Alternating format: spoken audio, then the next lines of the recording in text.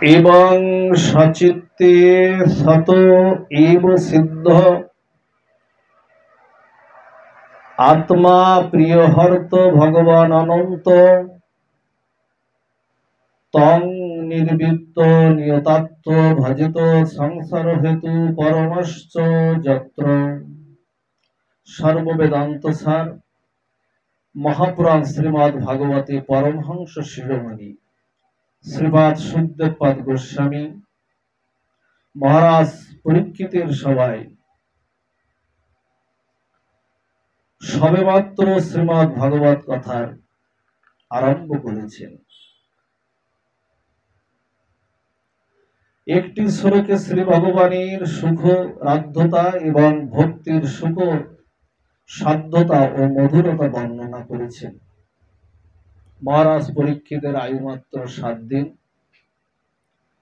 অতএব তার সংশয় ছিল যে যুগ যুগান্ত ধরে সাধনা করে শুনেছে মুনি ঋষিগণ সেই দুরারাধ্য ভগবানকে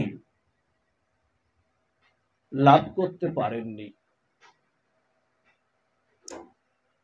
তো তাই যদি হয়, আমি একটা সাধারণ সংসারী মানুষ,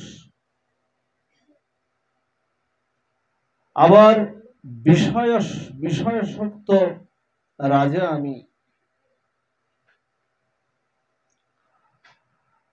আমার আয়ু মাত্র আছে 7 দিন। আমি কি এই 7 দিনের মধ্যে সেই সুর আরাধ্য শ্রীকৃষ্ণ চরণ লাভ করতে পারবো কি? যুগ যুগান্ত ধরে তপস্যা করে, হাজার হাজার বছর তপস্যা করে মুনি ঋষিরা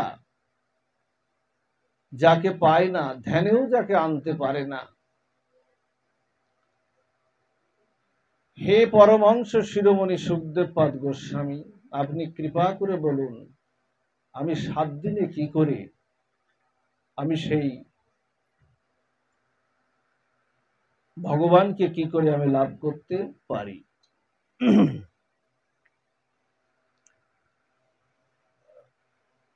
আজকে আমাদের আলোচনার আস্বাদনের বিষয়বস্তু সেই দুর্লভ, সেই ভগবানকে লাভ করতে হলে ভক্তিপথের আমাদের অন্তরায় কি, এই বিষয়ের পরে আমরা যৎকিঞ্চিত একটু রস আস্বাদনে ব্রতী হওয়ার চেষ্টা রাখব। শুধু ভক্তমণ্ডলী, আপনারা জানেন পৃথিবীতে অনেক সনাতন ধর্মের অনেক মতপথ রয়েছে, কিন্তু একমাত্র শ্রীমদ্ ভাগবত ছাড়া সকল মতপথের যত গ্রন্থাদি রয়েছে,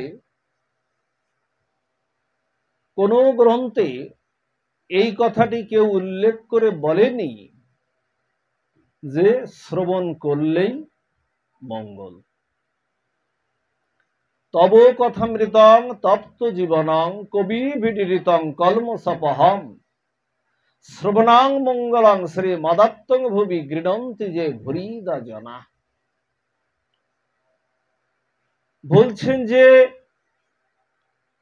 ভাগবত কথা যত বিষয়শক্ত জীব হোক না কেন, যত সংসারী মানুষ হোক না কেন, বিত্ত বৈভব ঐশ্বর্যের মধ্যে আমাদের গতাগতি আমাদের থাকতেই পারে,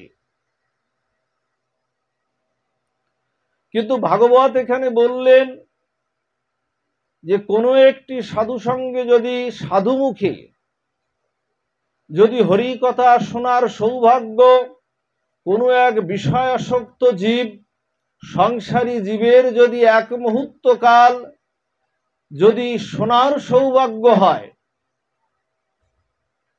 তাহলে সেই এক ক্ষণকাল কৃষ্ণ কথা কর্ণ ইন্দ্রিয় দ্বারা তার হৃদয় পটে যদি সে নিতে পারে ভক্তি সহকারে, ভগবান বলছেন আমি তার অনন্ত জন্মের পাপ আমি গণনা না করি, অনন্ত জন্মের কর্মফল আমি গণনা না করি, আমি ওই মুহূর্তে তাকে কৃষ্ণ ভক্তি আমি দিয়ে দেই। তাহলে এখানে আমরা তো আশ্বস্ত হতে পারি, আমরা তো এখানে যারা বসেছি আমরা সবাই তো বিষয়াসক্ত মানুষ, বিত্ত বৈভব ঐশ্বর্য সংসার স্ত্রী পুত্র পরিজনের সঙ্গেই তো আমাদের সম্বন্ধ। কিন্তু বললেন যে কেউ এই বিষয়াসক্ত মানুষ যারা সারা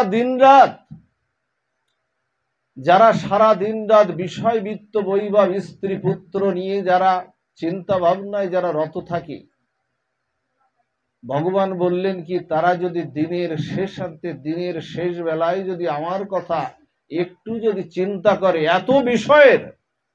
এত বিষয়ের যন্ত্রণা সহ্য করে যদি কেউ এক্ষণকাল গৌর গোবিন্দের কথা চিন্তা করতে পারে, আর সকাল সন্ধ্যা যদি হা গৌর হা নিতাই বলে যদি দুবাহু তুলতে পারে, ভগবান বলছেন ওই সাধু সন্ন্যাসী যারা মঠ মন্দিরে থাকে, যারা মুনি ঋষিরা যারা বনে তপস্যা করে, ওদের তো আর বিষয়বৃত্ত বৈভবের চিন্তা নাই, ওদের সংসারও নাই। এত চিন্তা করে যদি তারা সারাদিনের পর দিন শেষে যদি আমার চিন্তা একটু করে, গোবিন্দ বলছেন আমি ওই তাদের চেয়ে আমি সংসারে মানুষকে বেশি কৃপা করি, কারণ এত বিষয় বৃত্ত বৈভবের যন্ত্রণা থেকে মুক্ত হয়ে ও যে আমার কথা স্মরণে রেখেছে, এই জন্য আমি ওকে কৃপা করে দেই, এই জন্য ওকে আমি করুণা করে দেই।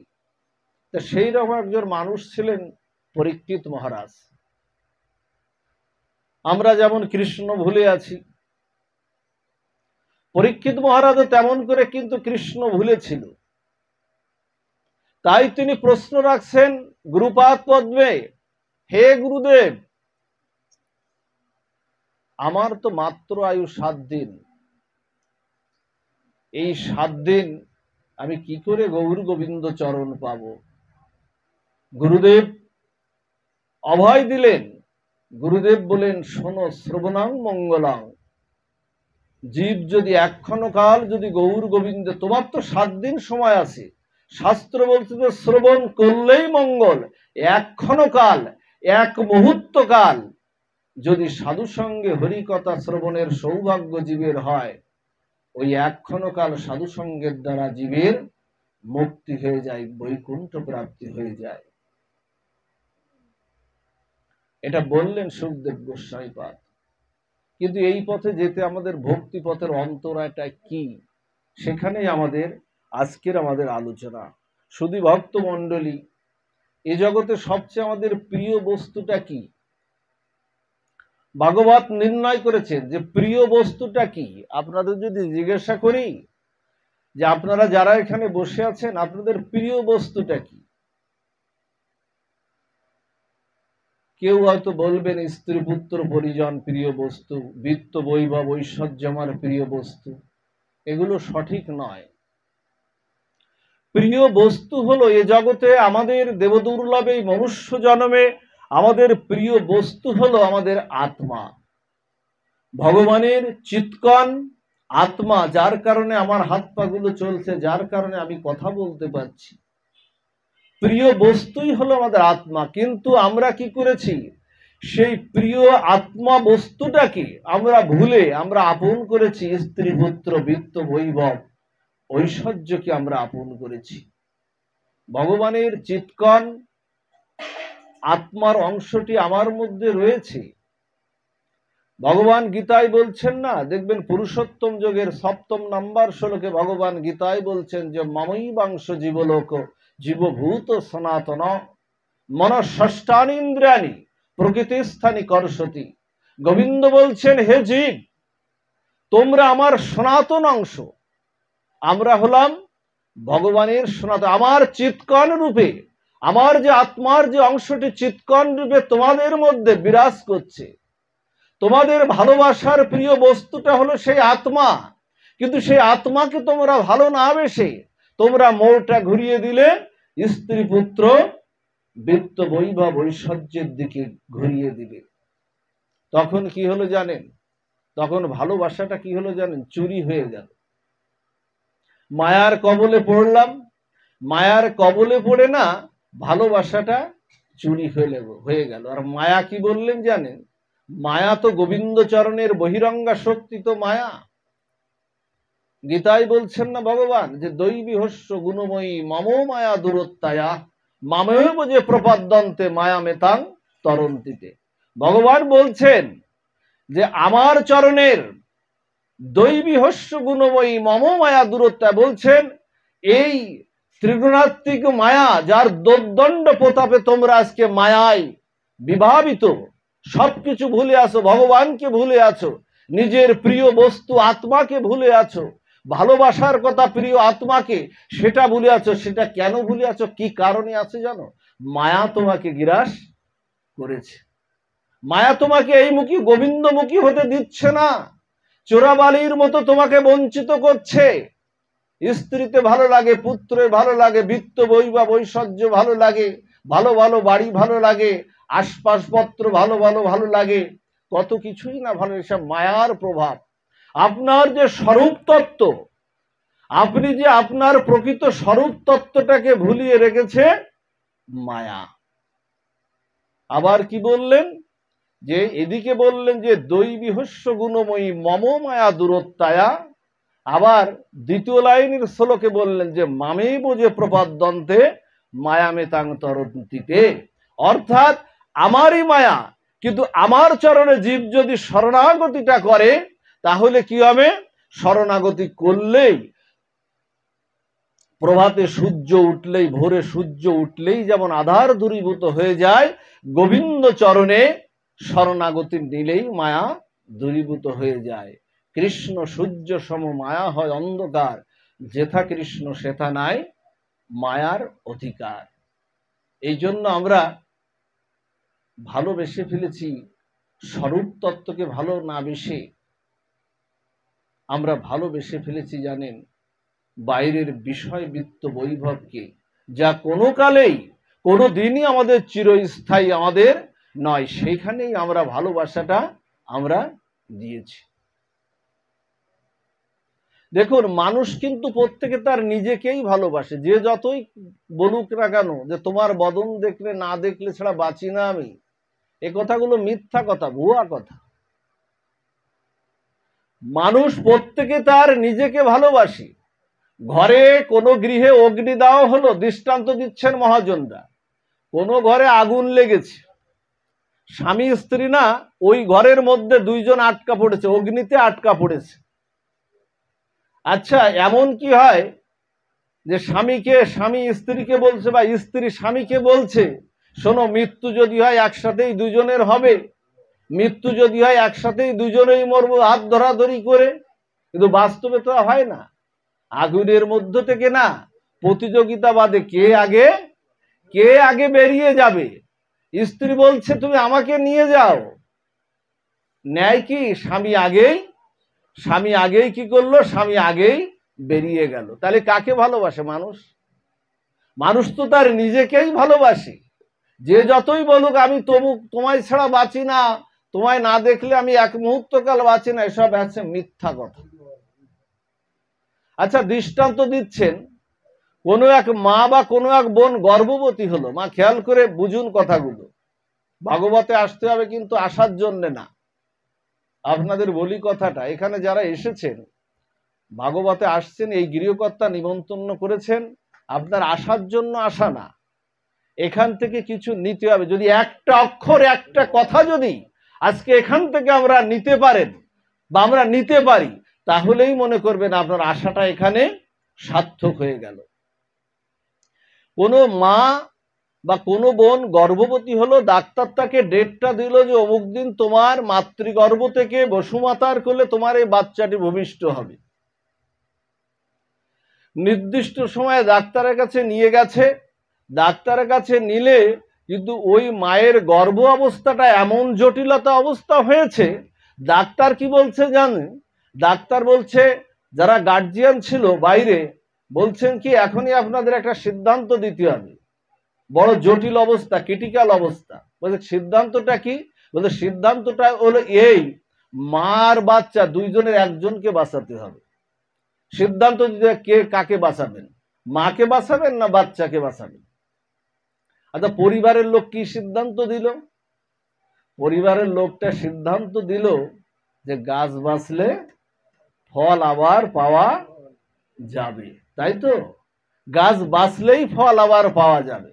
যাকে আনন্দ সহকারে তোমার এই আনন্দের উপাদানই তো স্বামী স্ত্রীর যে আনন্দঘন মিলনের উপাদানই তো তুমি তাকে আহ্বান করে আনলে। তুমি তাকে আহ্বান করে আনলে, 10 মাস 10 দিন ধরে গর্ভ যন্ত্রণা সহ্য করে তার লালন পালন করলে গর্ভে, কিন্তু যখনই দেখলে যে নিজের প্রাণ যায় যায় অবস্থা, নিজেই মৃত্যু মুখে পতিত আমি, তখন কি করলে? সিদ্ধান্ত দিয়ে দিলে ওকে হত্যা করে ফেলো। কাকে ভালোবাসে মানুষ? মানুষ তার নিজেকেই ভালোবাসে। এই জন্য ভালোবাসাটা আমাদের সবার জন্য থাকবে। আমরা বলছি না যে আপনি সংসার, স্ত্রী, পুত্র, পরিজন, বৃত্ত, বৈভব এগুলো ছেড়ে দেন, কলিযুগে এগুলো প্রয়োজন আছে, কিন্তু প্রকৃত হৃদয়ে প্রকৃত আত্মাকেই আমাদের ভালোবাসতে হবে। জীব গোস্বামীপাদ আমাদের একটা উদাহরণ দিলেন। দেখুন, আমাদের ষড় গোস্বামীপাদের মধ্যে অত্যন্ত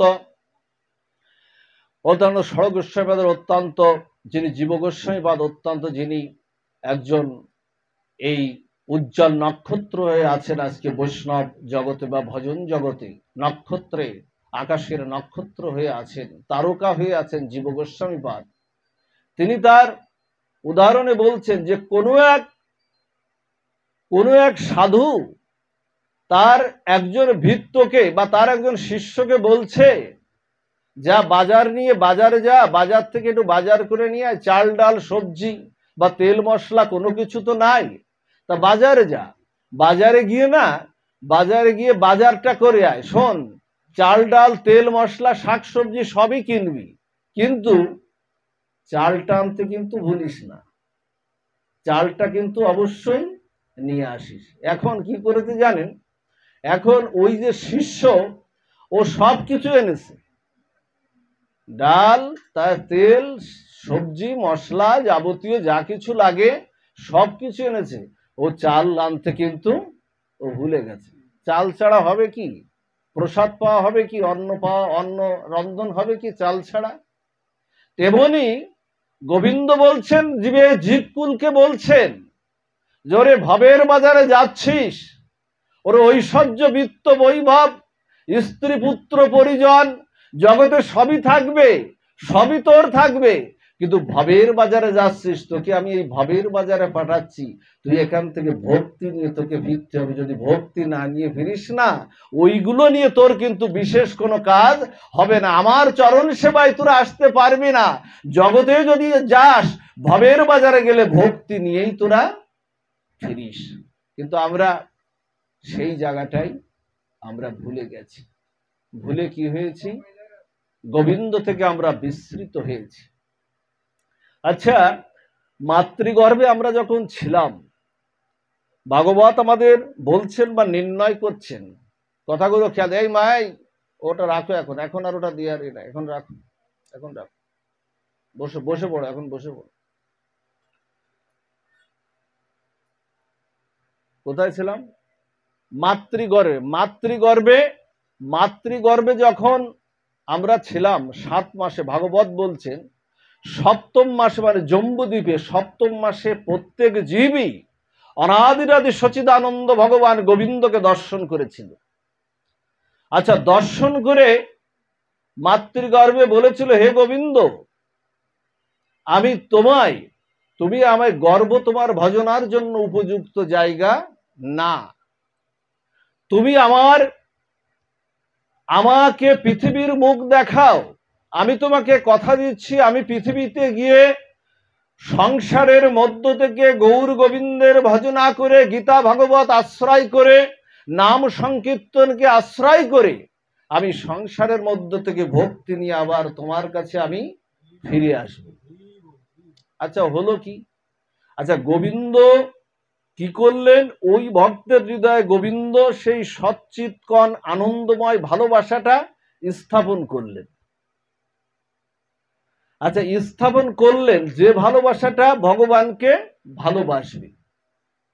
স্থাপন করার পরে আমরা যখন 10 মাস 10 দিন পরে যখন মাতৃগর্ভ থেকে এই বসুমাতার কোলে যখন ভূমিষ্ঠ হলাম, আমাদের মা মাসিমারা বা ঠাকুরমারা আমাদের গালে যখন এক ফোঁটা মধু দিলেন, তখন শঙ্করধ্বনি উলুধ্বনি হলো, আর মায়ার কবলে পড়ে না আমরা গোবিন্দকে দেওয়া প্রতিশ্রুতিটা আমরা কিন্তু ভুলে গেলাম।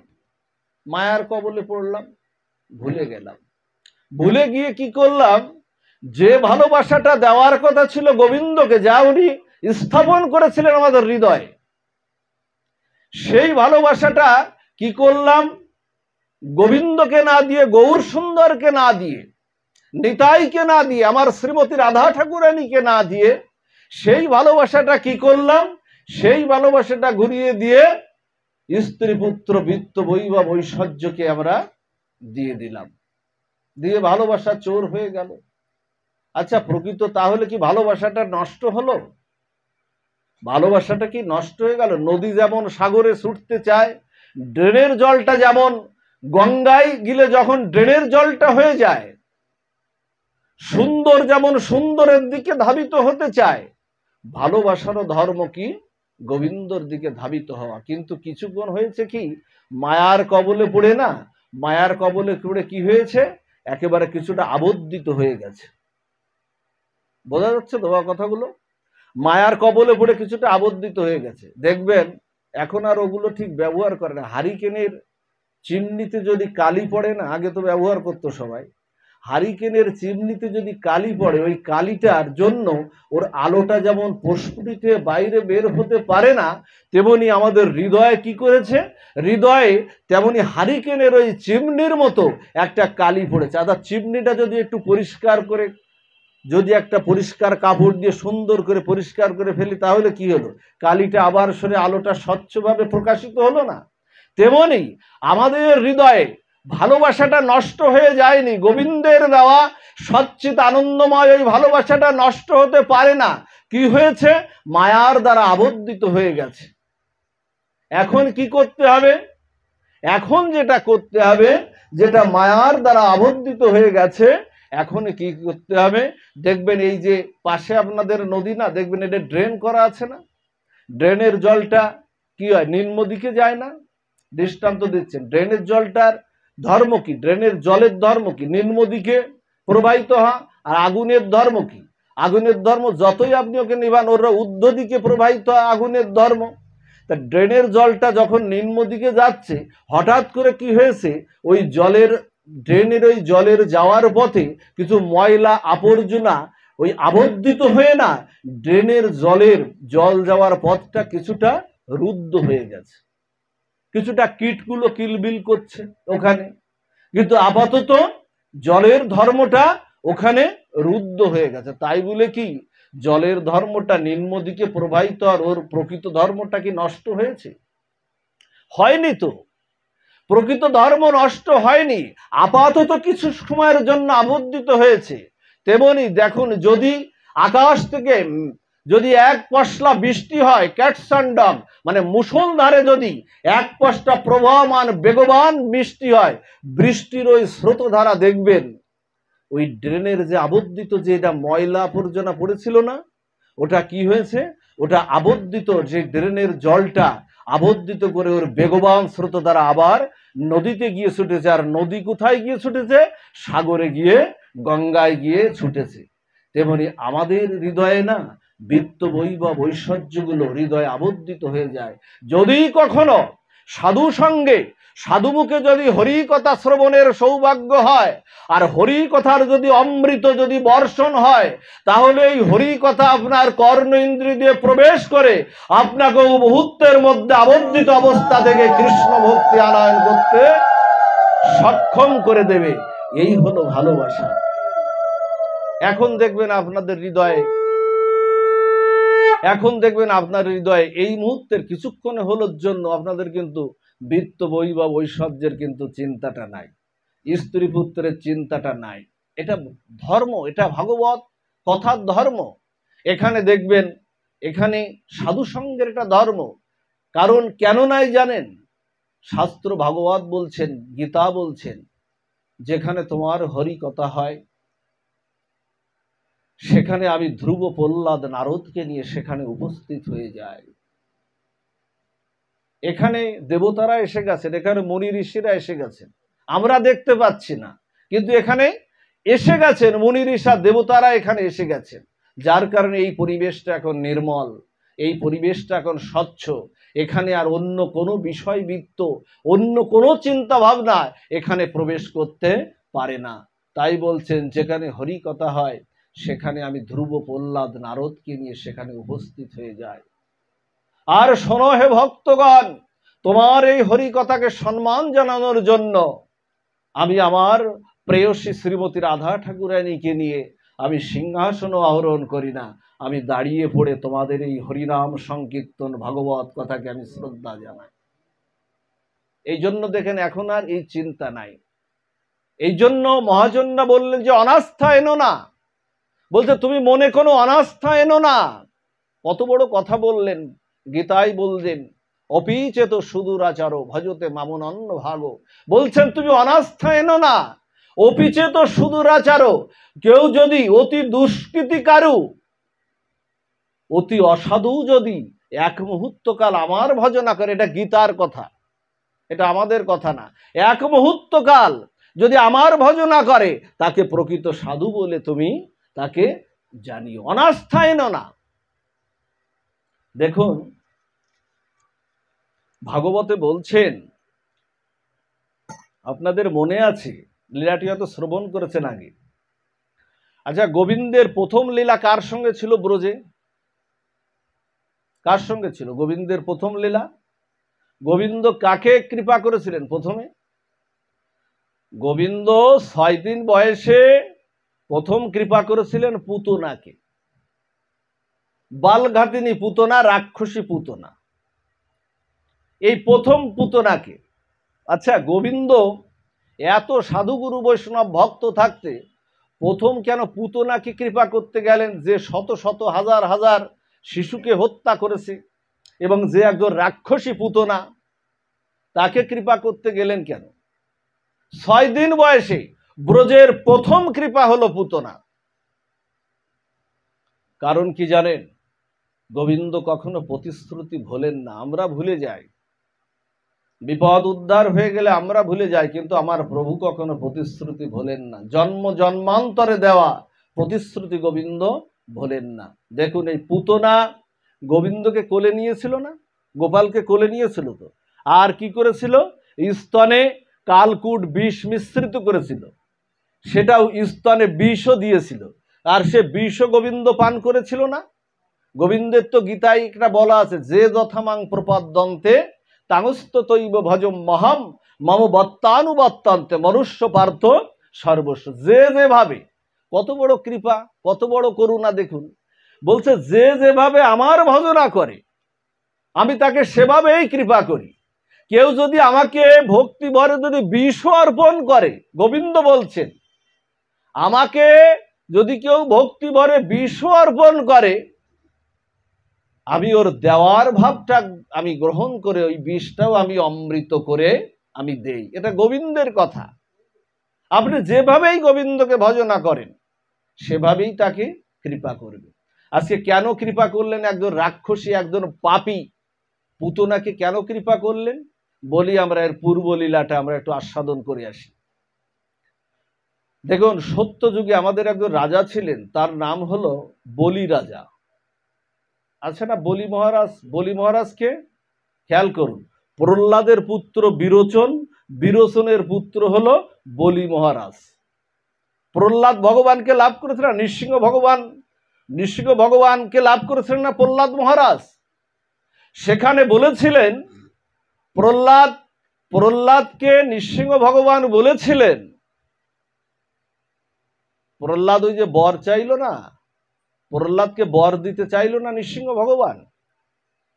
প্রহ্লাদ বলছেন না প্রভু, তোমাকে পেয়েছি, আর গোবিন্দকে পেলে আর কি বর চাইবে, কি চাহিব প্রভু আর তোমার চরণ তলে, বলো তুমি যার বলো সে কি চাহিবে আর ভূমণ্ডলে। আচ্ছা, গোবিন্দ যদি আমার সামনে আসে তা আমার আর বর চাওয়া কি আমার লাগে? প্রভুকে পেয়েছি। এখন যখন নৃসিংহ ভগবান যখন বলছে প্রহ্লাদ তোর মতো ভক্তকে উদ্ধার করতে আমি বৈকুণ্ঠ থেকে এমন একটা রূপ নিয়ে আমি তোর জন্য আসলাম, অথচ তোকে আমি দুটো বর দিতে যাচ্ছি, তুই নিবি না। প্রকৃত ভক্তরা কিন্তু বর চায় না, গোবিন্দের কাছে কিছু চাইবেন না, জানেন গোবিন্দ এমনিতেই আপনাকে দেবে। তার সবসময় সুখবাঞ্ছা কামনা করবেন, তার সুখ কামনা করবেন, দেখবেন ওই সুখটা কামনা করলেই আপনার যে সমস্যা বিপদাবাদ সংসারে যা কিছু আছে না, এমনিতেই আপনার কৃপা হয়ে যাবে, চাওয়া লাগে না। চাইবেন কেন? গোবিন্দ অন্তর্যামী হয়ে আপনার হৃদয়ে বসে আছেন না? আপনি আমার হৃদয়ের দুঃখ কষ্ট যন্ত্রণা প্রভু বুঝছেন না? চাইবেন কেন? বলছেন না না প্রভু বর নেব না। তখন যখন নৃসিংহ ভগবান প্রহ্লাদকে আদর করে লেহন করে যখন ফিরে যাচ্ছেন বৈকুণ্ঠের পথে, বলছেন তুই কিছু নিলি না, ওই দেখ দেবতারা সব তাকিয়ে আছে, আমি ভগবান হয়েও ভক্তকে আজকে বর দিতে আমি পারলাম না, দেবতাদের কাছেও আমি ছোট হয়ে গেলাম প্রহ্লাদ। তখন বলছে আমার হৃদয়ে বড় ব্যথা অনুভব হচ্ছে, তোকে আমি কিছু দিতে পারলাম না। যখন এই কথা নৃসিংহ ভগবান বলে যখন বৈকুণ্ঠের পথে যখন রওনা দিয়েছেন, প্রহ্লাদ পিছন থেকে বলছে প্রভু দাঁড়াও, বলছে প্রভু দাঁড়াও, তোমার হৃদয়ে ব্যথা লাগবে, তুমি বৈকুণ্ঠ থেকে আমার মতো অধমকে উদ্ধার করতে তুমি বৈকুণ্ঠ থেকে এসেছো, তোমার হৃদয়ে ব্যথা লাগবে, আমি তাও তো চাই না, কিন্তু আজকে কি জানো, আজকে তুমি বর দাও। বলছে বল কি বর চাই? বলছে বর যদি দিতে হয় তুমি এই বরই দাও। দেখুন কি চাইলো, দেখুন যে পিতা তাকে মারতে চাইলো, তাকে পাথরে নিক্ষেপ করলো, সর্পের মধ্যে নিক্ষেপ করলো, বরফে নিক্ষেপ করলো, আগুনে নিক্ষেপ করলো, বিষ দিয়ে মারতে চাইলো, অথচ সেই পিতার জন্য বর চাইলো যে প্রভু বর যদি দিতে হয় এই বরই দাও, আমার পিতার জ্যাঠা তোমার চরণে বিদ্বেষ করে যে অন্যায় করেছে, ওদের তুমি ক্ষমা করে দিয়ে তোমার চরণে ঠাঁই দাও। হঠাৎ করে নৃসিংহ ভগবান কি বলছেন জানেন? নৃসিংহ ভগবান বলছেন তোর এই বর তো আমার হাতে নাই প্রহ্লাদ। খেয়াল করুন কথাটা, বলছে তোর এই বর তো আমার হাতে নাই।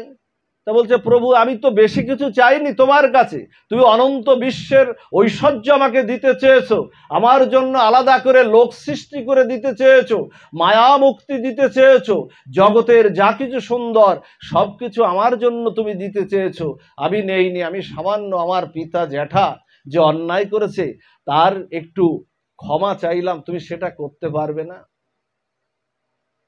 জানেন ভগবান নৃসিংহদেব বললেন, হ্যাঁ রে প্রহ্লাদ, এ বরটা আমার হাতে নাই, তুই বিশ্বাস করিস আর নাই করুস, এই বরটা আমার হাতে নাই। বলছে কেন প্রভু? বলছে তোর মতো কৃষ্ণ ভক্ত যেদিন থেকে এই সংসারে, তোর মতো কৃষ্ণ ভক্ত প্রহ্লাদ তুই যেদিন থেকে এই সংসারে এসেছিস, সেদিন থেকে 21 কুল এমনিতেই উদ্ধার করে আমি 21 কুলকে উদ্ধার করে রেখেছি। তাহলে বলি মহারাজ কয় নাম্বারে মা? প্রহ্লাদের পুত্র বিরোচন, বিরোচনের পুত্র বলি মহারাজ। সেই বলি মহারাজ কি করছেন? বলি মহারাজ একটা বিশাল যজ্ঞ করছেন, খেয়াল করে শুনুন, বড় অপূর্ব তত্ত্ব, শুনলেই কৃতার্থ হয়ে যাবেন। তো এখন বলি মহারাজ বিরাট একটা যজ্ঞ করছেন, গুরুদেব শুক্রাচার্যকে নিয়ে যজ্ঞে উনি চারিদিক ঘোরাঘুরি করছেন, যজ্ঞের চারিদিকটা ঘোরাঘুরি করে দেখছেন। গুরুদেবকে বলি মহারাজের গুরুদেব বলেন শুক্রাচার্য, অর্থাৎ অসুর কুলের গুরুদেব বলেন শুক্রাচার্য, আর দেবতা কুলের গুরুদেব হলেন বৃহস্পতি। এই যে গুরুদেব শুক্রাচার্যকে নিয়ে চারিদিক ঘোরাঘুরি করে দেখছেন, হঠাৎ করে কি হলো, হঠাৎ করে ওই যজ্ঞস্থলে ছোটখাটো এইরাম এক ছোটখাটো একজন বেটে মানুষ, পা দুটো ছোট ছোট, হাত দুটো ছোট ছোট, এই বেটে মানুষ ওই যজ্ঞস্থলে প্রবেশ করল। কিন্তু ওই ছোটখাটো বেটে মানুষটা প্রবেশ করলে, বামন আকৃতির ওই মানুষটা প্রবেশ করার সাথে সাথে ওর দিব্য অঙ্গ জ্যোতিতে, কোটি সূর্য প্রবাহের অঙ্গ জ্যোতিতে সারা যজ্ঞস্থল আলোয় পরিপূরক হয়ে গেছে। বলি মহারাজ প্রণাম করে বলছেন, কে আপনি? আপনি কে? আপনার দিব্য অঙ্গকান্তিতে সারা যজ্ঞস্থল আলোয় পরিপূরক হয়ে গেছে, আপনি আসন গ্রহণ করুন। এখন এই বলি মহারাজের স্ত্রীর নাম ছিল বৃন্দাবলী, আর কোন নাম ছিল কি রত্নাবলী। এখন ওই যে বামন আকৃতির ওই যে ভগবানের ওই দিব্য অঙ্গ কান্তি দেখে আর অপরূপ সুন্দর, আচ্ছা ভগবানের উপরে সুন্দর জগতে আর পৃথিবীতে কি আছে কেউ? আর তার উপরে জ্যোতির্ময় আর কি কিছু জগতে আছে? জগতের যা কিছু সুন্দর তা তো গৌরের, জগতে যা কিছু সুন্দর নিতায়ের, জগতে যা কিছু সুন্দর আমার রাধা মাধবের, শ্যাম সুন্দরের, আর তো কিছু নাই। সনাতন গোস্বামী পাত্র বললেন, কৃষ্ণের মধুর রূপ শুনো সনাতন, যে রূপের এক কোণ ডুবায় ত্রিভুবন, সর্বপ্রাণী করে আকর্ষণ। এক কোণ 14 ভুবন বিশিষ্টকে এক কোণ ডুবিয়েছি, না জানি তার পূর্ণ রূপে কতটুক, পূর্ণ রসে কতটুক। এখন ওই যে ভগবান বামনদেব তো প্রবেশ করেছিলেন, ভগবান বিষ্ণু কি করলেন? আমাদের 10 অবতারের বামন অবতার হয়ে বলি মহারাজের সকল কিছুকে গ্রাস করতে আর ওকে কৃপা করতে। ভগবান দেখুন দুইভাবে কৃপা করে। ভগবান ভক্তদের কারোর সম্পদ কেড়ে নিয়ে ভগবান কৃপা করে, সব কিছুকে একদম ছিন্ন বিচ্ছিন্ন করে একেবারে আপনাকে দুঃখী করে একেবারে পথের ভিখারি করে আপনাকে কৃপা করে। ভগবানের কৃপার দুটো দিক, এক হচ্ছে সবকিছু কেড়ে নিয়ে কৃপা করে, আবার কৃষ্ণ ভক্তদের বা দিয়েও কৃপা করে। বলি মহারাজের সবকিছু কেড়ে নিয়ে কৃপা করেছিল, আবার কি প্রহ্লাদ রাজা অম্বরীশকে দিয়ে কৃপা করেছিল না? দিয়ে কৃপা করেছিল। এই জন্য এক এক কৃপার এক এক মহিমা। আজকে কি করেছে? বলি মহারাজের সবকিছু কেড়ে নিয়ে কৃপা করার জন্য ভগবান বামন অবতার যজ্ঞে প্রবেশ করেছে। বলছেন কে আপনি আসন গ্রহণ করুন। আর ওদিকে রত্নাবলী ছিল বারান্দায়। রত্নাবলী এরকম বারান্দায় বসে না, বলি ওই বামন অবতার যখন প্রবেশ করেছে ওর দিব্য অঙ্গকান্তিতে মোহিত হয়ে রত্নাবলী বলছে কি জানেন? আহারে, এত সুন্দর একটা ছোট্ট শিশুর মতো একটা ছোট্ট মানুষ তো ভগবান বলছে, আহারে এত সুন্দর ছোট্ট একটা শিশুকে আমি যদি একটু কোলে নিতে পারতাম।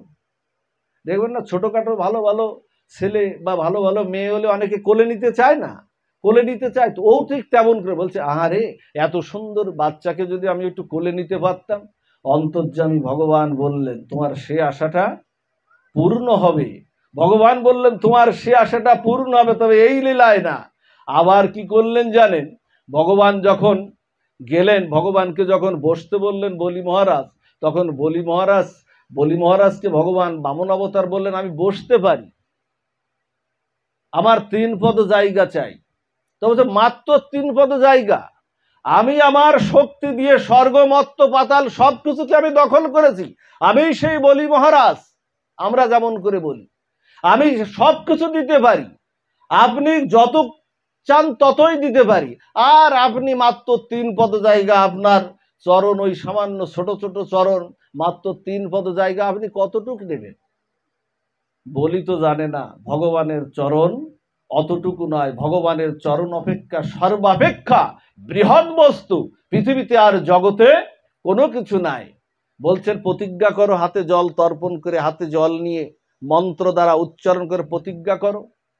আচ্ছা, এদিকে যেই না প্রতিজ্ঞা করতে বলছেন, নেই না আপনি প্রতিজ্ঞা করুন, কুমণ্ডলে জল না যেই দিয়েছে, ওদিকে গুরুদেব শুক্রাচার্য বলছে কি দাঁড়াও বলি, ওকে কিছু দিতে যেও না, ওর পরিচয় তুমি জানো না, ও স্বয়ং ভগবান বিষ্ণু নারায়ণ বামন হয়ে তোমার সবকিছুকে গ্রাস করতে তোমার দুয়ারে আজকে উপস্থিত হয়েছে। বলি মহারাজ বলছে, ভগবান আমার দুয়ারে লক্ষ্মী, লক্ষ্মীপতি জনার্দন শতলক্ষ্মী যার চরণ সেবা করছে, আজকে সেই ভগবান ভিখারির মতো আমার দুয়ারে হাত পেতেছে, আমাকে 3 পদ জায়গা দাও। আর সেই ভগবান আমার দুয়ারে এসে আমি সেবা করব না, তাকে দেব না আমি? আচ্ছা, এখানে যদি ভগবান এসে পড়ে কাল সকালে, তাহলে কি তার সেবা বঞ্চিত হওয়া যাবে? নারায়ণ যদি শঙ্খ চক্র গদা পদ্মধারী এসেই পড়ে। আচ্ছা, একদিকে গুরু আজ্ঞা, আর একদিক থেকে ভগবানের সেবা বঞ্চিত হওয়া যায় না। এখন কোন দিকে যাবেন? ধরেন এরকম একটা সংকট আপনাদের উপস্থিত হলো, একদিকে গুরু আজ্ঞাও তো লঙ্ঘন করা যায় না, গুরুদেব আজ্ঞা দিলে লঙ্ঘন করা যায় না, আবার একদিকে ভগবান তো আমাদের, ভগবানের সেবা আমাদের করতে হবে, সেটাও বঞ্চিত হওয়া যাবে না। এখন উভয় সংকটে পড়ে গেছে আজকে বলি মহারাজ। এখন কি করবেন? এখানে সিদ্ধান্ত দিচ্ছেন ভাগবত, যদি কোনো গুরুদেব বলে তুমি ভগবানের সেবাটা করো না, ভগবানের সেবা বঞ্চিত হও, কৃপা করে সেই গুরুদেবকে আপনারা কৃপা করে মানবেন না। কারণ গুরুদেবের কাজটি হলো আমাদের জড়জাগতিক মোহমায়াটা পরিত্যাগ করিয়ে ভগবানের নিত্য সেবায় যুক্ত করে দেওয়াই হলো আমাদের যার যার শ্রী গুরুদেবের কাজ। সেই গুরুদেব বলছে তুমি ভগবানের সেবা তুমি করো না, বললেন আমি আজকে গুরু আজ্ঞা লঙ্ঘন করলাম, বললেন গুরু আজ্ঞা আমি লঙ্ঘন করলাম। বললেন নিন, জল হাতে নিয়ে মন্ত্র উচ্চারণ করে বললেন নিন, 3 পদ জায়গা দাও। 1 পদ দিয়ে না, 1 পদ যেই দিয়েছে না, এই যে নিচে আমাদের 7টা আছে না, আমাদের 14 ভুবন বিশিষ্ট, উপরে 6টা, নিচে অতল বিতল সুতল তলাতল পাতাল রসাতল, নিচে আমাদের 7টা আছে, আর আমাদের এই উপরে আছে আর 6টা, ভুব মোহ জন তপ সত্য লোক পর্যন্ত, উপরে 6টা। তাহলে কত হলো? 6 আর 7 13টা। আর আমরা যেখানে বসে আছি এটা হলো আমাদের পৃথিবী, এই দিয়ে হলো 14টা, 14 ভুবন বিশিষ্ট এই ব্রহ্মাণ্ড। তো এখন এই 2 পদ যেই দিয়েছে না, চরণ দুটো যেই দিয়েছে, সেই না 1 পদ উপরে দিয়েছে, 1 পা ঠেলে দিয়েছে উপরে ভগবান, আর 1 পদ দিয়েছে নিচে। এই 2 পদেই সবকিছু একেবারে দখল। বলছো ওরে বাবা, ভগবানের তোমার চরণ এত বড়, ভগবানের চরণের অপেক্ষা সর্বাপেক্ষা পৃথিবীতে বৃহৎ বস্তু আর নাই।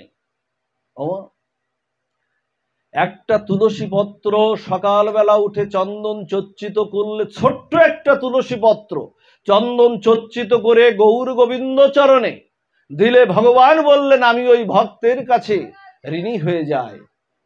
একটা তুলসী পত্র, ছোট্ট একটি বস্তু। কৃষ্ণ বিনা সুখ দিতে নাহি পারে অন্যজন, থাকিল তোমার কোটি বিদ্যা উচ্চকুলে জনম। উচ্চকুলে জনম হলেও হবে না, কৃষ্ণ ছাড়া তোমাকে অনাবিল সুখ কেউ দিতে পারবে না। এবার বললেন যে 3 পদ চেয়েছিল, কয়টা? 3 পদ না, 3টে জায়গা চেয়েছিল। বললেন যে আর 1 চরণের জায়গা দাও। বলছেন প্রভু তোমার তো আর একটা চরণই নাই, চরণ তো 2টো আছে, আর একটা চরণ নাই, আর তুমি সবকিছু আমার গ্রাস করেছো প্রভু, আমার দেওয়ারও কিছু নাই, আর তোমার তো নেবে আর একটা চরণও তো নাই। তখন ভগবান কি করলেন জানেন? ভগবান তার নাভি কমল থেকে শতপদ্মের ন্যায় একটা চরণ উদ্ধৃত করতে লাগলেন। আচ্ছা, ভগবান 3য় চরণটা বের করলেন কেন? 3য় চরণটা বের করলেন ভক্তের জন্য। ভক্তের জন্য 3য় চরণটা বের করলেন। বলছে এই তো জায়গা দাও, চরণ দাও, জায়গা দাও। জায়গা আর খুঁজে পাচ্ছে না। যখন জায়গা আর খুঁজে পাচ্ছে না, তখন বৃন্দাবলী ঘর থেকে, বৃন্দাবলী মানে বলি মহারাজের স্ত্রী, বৃন্দাবলী ঘর থেকে বের হয়ে এসে বলছেন তুমি এত চিন্তা করছো কেন? তোমার মহামূল্যবান বস্তুটাই ভগবান এখনো নিতে পারেনি। তোমার মহামূল্যবান তো তোমার মস্তকটা এখনো ভগবান নিতে পারেনি। আমরা যা কিছু বিত্ত বৈভব ঐশ্বর্য যা কিছু করি না কেন, সবকিছুকে মাথা কাটিয়ে করি না, নাকি এমনিতেই আমাদের কাছে এসে যায়? এমনিতে আসে না তো। বলছেন সর্বাপেক্ষা মস্তকই হলো সবচেয়ে মহামূল্যবান, ওটাই তুমি ভগবান বিষ্ণুর চরণে, বামনের চরণে ওটাই তুমি লেপন করে দাও, শরণাগতিটা করে দাও। দিলেন তাই, সবকিছুকে গ্রাস করে দিলেন চাই। বলি মহারাজকে কৃপা করলেন যে তোর জন্য 3য় চরণটা বের করেছি, তোর জন্য। কারণ সংসারে ওরে বিত্ত বৈভব ঐশ্বর্য তোর জায়গা নয়, আমার চরণই তোর জায়গা। এই জন্য 3য় চরণটা তিনি বের করলেন। এখন কথা হলো, যখন বামন ভগবান যখন চলে যাচ্ছেন সবকিছু গ্রাস করে নিয়ে, ওই যে রত্নাবলী বলেছিল, কি মা মনে আছে? কি বলেছিল মা? রত্নাবলী বলেছিল তোকে একটু কোলে নিতে পারতাম। আবার যখন চলে যাচ্ছে, বাবার সবকিছু গ্রাস করে নিয়ে যখন চলে যাচ্ছে, তখন ওই রত্নাবলী আবার বলছে যে তোর মতো সন্তানকে যদি একটু বিষ খাইয়ে মারতে পারতাম। তাহলে এদিকে কোলে নিল, আবার প্রথমে তো কোলে নিল, ভগবান বললেন তথাস্তু, তাই হবে। আবার ওই রত্নাবলী বাবার যখন সব কিছুকে গ্রাস করতে বলতো, তোর মতো ছেলেকে যদি একটু বিষ খাইয়ে মারতে পারতাম। আবার গোবিন্দ অনাদিরাদি সচিদানন্দ ভগবান নারায়ণ রূপী শঙ্খ চক্র গদা পদ্মধারী নারায়ণ রূপী বললেন, তোমার সে আশাটাও পূর্ণ হবে। ওই রত্নাবলী আসলো, ওই রত্নাবলী আসলো, বলছে এ যুগে আমি তোমার সেটা পূরণ করতে পারবো না। আমি দাবর লীলায় যখন শ্রীধাম বৃন্দাবনে আমি যখন লীলা করতে আসব, তুমি হয়ে আসবে রত্নাবলী, তুমি হয়ে আসবে পুতনা, পুতনা রাক্ষসী হয়ে আসবে। আমি দাপরে তোমার ব্রজের প্রথম লীলায় আমি সেই আশাটা তোমার পূর্ণ করব। আসলেন একেবারে সেজে গুজে, একেবারে পুতনা এখন আসলেন সেজে গুজে, একেবারে অপরূপ এক মহিষীর রূপ ধারণ করে, স্বর্গের অপ্সরার রূপ ধারণ করে ব্রজে মা যশোদার গিরিয়ে আসলেন। মা যশোদার গিরিয়ে এসে না, তখন মা যশোদা দেখছে ব্রজে তো কতজনই আসছে, কতজনই আমার সন্তানকে আশীর্বাদ করতে আসছে, শিব ঠাকুর এসেছিল আশীর্বাদ করতে। তো এখন এই রকম সবাই আশীর্বাদ করতে আসছে। তো এখন দুয়ারে দাঁড়িয়ে পুতনা কিন্তু ভিতরে ঢুকতে পারছে না, ভিতরে ঢুকতে পারছে না, কারণ যশোদার রোহিণী মাতা যদি না সরে যায় ওকে কোলে নিতে পারছে না। কারণ বাৎসল্যের কাছে, বাৎসল্য বন্ধনের কাছে ভগবান এমন বাধা, দেখবেন শুধু ভগবান না, আমাদের সন্তানরাও যার যার যে সন্তান আছে, বাৎসল্য প্রেমের কাছে, পিতামাতার সেই বাৎসল্যের ভালোবাসার কাছে, স্নেহের কাছে সন্তান এত বন্ধন হয়ে যায় যে সেখান থেকে কেউ তাকে অনিষ্ট, তার কোনো অনিষ্ট করতে কিন্তু পারে না। এখন যখন ওরা নাশ হচ্ছে, নিতে পারছে না, তখন হঠাৎ করে মা যশোদা রোহিণী মাতা বলছেন, আমরা মনে হয় এখানে রয়েছি বিদায় ও প্রবেশ করতে পারছে না, যদিও ফিরে যায় আমার গোপাল আশীর্বাদ থেকে বঞ্চিত হবে, সেটাও তো হয় না। ঠিক আছে, আমরা একটু ঘুরে আসি, ও আশীর্বাদ করে চলে যাক, তারপরে আমরা আবার ফিরব। নিয়েছেন, ভিতরে প্রবেশ করেছেন।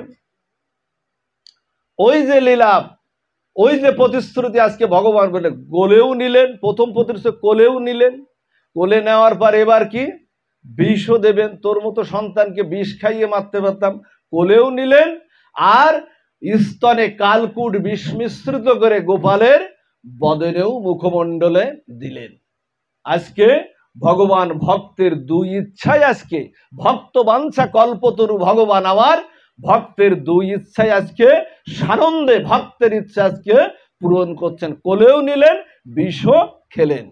আচ্ছা, যখন খেলেন তখন এইভাবে যখন খাচ্ছেন, তখন কালকুট বিষের ধর্মটা হলো এমন যে একটু মাত্র বিষ হলেই, স্পর্শ হলেই গা একেবারে নীলবর্ণ হয়ে যাবে, এটা বিকার এসে যাবে।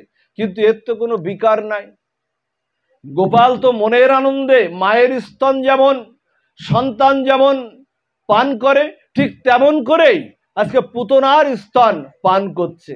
আর গোপাল না হাত পাগুলো ছড়ি ছড়ি করে ওর দিকে তাকিয়ে দেখছে, যে ভাবছে তোমার কোন জায়গাটায় কৃপা করা যায়, তোমার কৃপার তো কোনো জায়গা খুঁজে পাচ্ছি না পুতনা, কিন্তু তোমাকে তো কৃপা তো করতে হবে, একটা জায়গায় তোমাকে আমি কৃপা করব, কিন্তু সেই জায়গা খুঁজে হঠাৎ করে ভাবতে ভাবতে না একটা জায়গা পেয়ে গেলেন। সেই জায়গাটা কি? সেই জায়গাটা হলো পুতনা আজকে মা যশোদার মতো রূপ ধরে, মাতৃবেশ ধরে পুতনা আজকে কি করেছিল, গোপালকে কোলে নিয়েছে। গোপাল বলছেন যে তোমার এই জায়গাটাই তোমাকে আমি কৃপা করব। কৃপার একটা পাত্র চাইতো, হয় দাস্য থাকতে হবে, আপনার সখ্য থাকতে হবে, নাই বাৎসল্য থাকতে হবে, নাই মধুর, এই চারটা ভাবের একটা ভাব তো আপনার থাকতে হবে। তুমি প্রভু, আমি তোমার দাস, আমাদের যে ভাব, আমরা তো সখ্য ভাবের না, শ্রীদাম সুদাম দাম্ব সুদাম না, আমরা মা যশোদা সচী মাতাও হতে পারেনি। আর আমরা কি হতে পারেনি, আমরা বৃন্দাবনের রাধারানী বা গোপী ভাবও আমাদের মধ্যে আসেনি। আমাদের ভাবটা কি, দাস্য ভাব। আর ওদিকে আসলো কি, মায়ের মতো করে বাৎসল্য ভাবটাকে, তোমার মায়ের বেশটাকে তোমাকে কৃপা করব। পুতনা দেখছে তো কোনো বিকার নাই, স্তন পান করেই যাচ্ছে। হঠাৎ করে না গোপাল বলছে, অবাপ্ত কণ্ঠ বলছে, পুতনা তোমার যা আছে আজকে সবকিছু তুমি আগে আমাকে দাও, দেখো আমি তোমাকে কি দিতে পারি। অপূর্ব মাহাত্ম্য লীলা শ্রবণ করুন। বলছে দেখো আমি তোমাকে কি দিতে পারি, তোমার যা আছে আগে সব কিছু আগে গোবিন্দকে দিতে হয় না? আমার যা কিছু সব তো তোমার, গোবিন্দকে আগে দিতে হয় না? সব কিছু রেখে রেখে অর্পণ করতে নাই, গোবিন্দকে আপনার হৃদয়ের ভালো মন্দ গোবিন্দ দুটো নেওয়ার জন্যই আপনার জগতে বসে আছে। গৌর সুন্দর দুটোকেই গ্রহণ করার জন্য বসে আছে, ভালোটাও নেবে আমার প্রভু, খারাপটাও নেবে। ভক্তের কোনোটা গোবিন্দ গৌর ভগবান বাদ দেন না। আজকে বলছেন তোমার যা কিছু আছে সব কিছু আমাকে আগে দাও, দেখো আমি তোমাকে কি দিতে পারি। বিষ যখন দেওয়া শেষ হয়ে গেল না, বিষ যখন দেওয়া শেষ হয়ে গেল, তখন ভগবান কি করছেন জানেন? ভগবান পঞ্চপ্রাণ, আমাদের মধ্যে না প্রাণ তো আছে, আত্মা আছে, কিন্তু আত্মার মধ্যে আবার পঞ্চপ্রাণ আছে। আপান, সপ্রাণ, উপপ্রাণ, বায়ুপ্রাণ, এরা পঞ্চপ্রাণ আছে। দেখবেন প্রাণ চলে গেলেও প্রাণের স্পন্দনটা কিছু রয়ে গেছে, প্রাণ চলে গেছে। ফ্যান দেখবেন ঘরে, ফ্যানটা আপনারা যখন ছাড়েন না, ফ্যানটা দেখবেন সুইচটা, ফ্যানটা ফুল স্পিডে চলছে, সুইচটা বন্ধ করলেও ফ্যানটা কিছুক্ষণ কিন্তু ঘোরে। প্রাণের প্রাণ চলে গেছে, প্রাণের স্পন্দনটা কিছু রয়ে গেছে। পঞ্চপ্রাণ যেই না আকর্ষণ করে টান দিয়েছেন না, পুতনা তখন বলছে ছাড় ছাড় ছাড়, আমাকে আর বিষ দেওয়ার দরকার নেই, আমাকে ছাড়। গোবিন্দ গোপাল কি বলছেন জানেন?